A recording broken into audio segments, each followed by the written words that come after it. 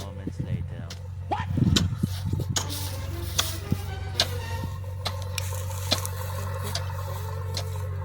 আরে দাদা ভাই, ভালো আছেন? ও আপনি? হ্যাঁ ভালো আছি। কেন বলো? আরে দাদা, আমি ওই বীজ কোম্পানি থেকে আসছিলাম আর কি। আচ্ছা দাদা, হ্যাঁ ওই লঙ্কা গাছগুলো কি আপনার?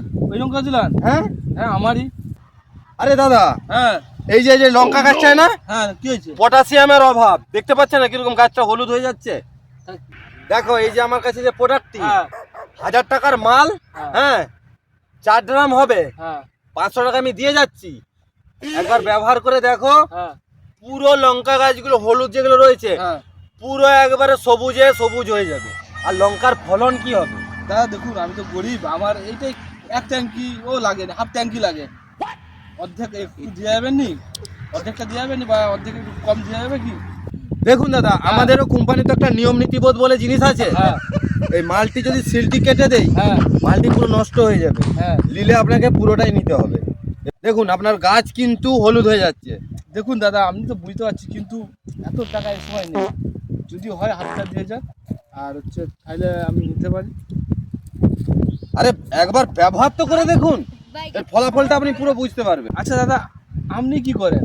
আপনি বিঘাতে, আমরা 1 বিঘা 2 বিঘা জমি লঙ্কা চাষ আছে। না দেখুন, আমি চাষবাস করি না, আমি কোম্পানির এই যে বীজ আরো নানা ধরনের নতুন নতুন প্রোডাক্ট এলো, হ্যাঁ, ওগুলো আমি চাষিদের কাছে যেয়ে সেলটা করি শুধু। তাহলে আপনি চাষ করলেন, আপনি কি করে বুঝলেন যে এটা ভালো ফলন দিবে? শালা এটা দেখেছো কি, এটা দেখেছো কি? শালা এমন জায়গায় কাটাবো, তুই না ডাক্তারকে দেখাতে পারবি, না কাউকে বলতে পারবি, লজ্জায় খালি বসতে হবে ঘরে। পালা পালা পালা।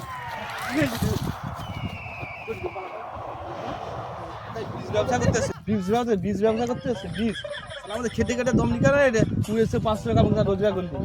শালা কত করে বলছি, গরিব হাফ ট্যাঙ্কি দাও, পুরা পুরা নিতে হবে, পুরা পুরা নিতে হবে। শালা তাই দেখ, চাষবাস করেনি, দেখো দেখেছো। আবার আবার তুই আসি, যাও নু ঘর, যা আগে যা। আচ্ছা আচ্ছা দাঁড়া, চলো ঘর।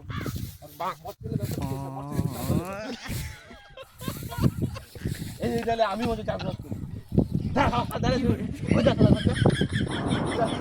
আবার তুই দাঁড়িয়ে আছো, আবার দেখে তুই শালাকে পয়সা দিয়ে দেবো। শালা বর্ষা খেলে পালা পালা, শালা বর্ষা খেলে পালা। তুই যাও নু এখন বলবো বর্ষা খেলে পালা।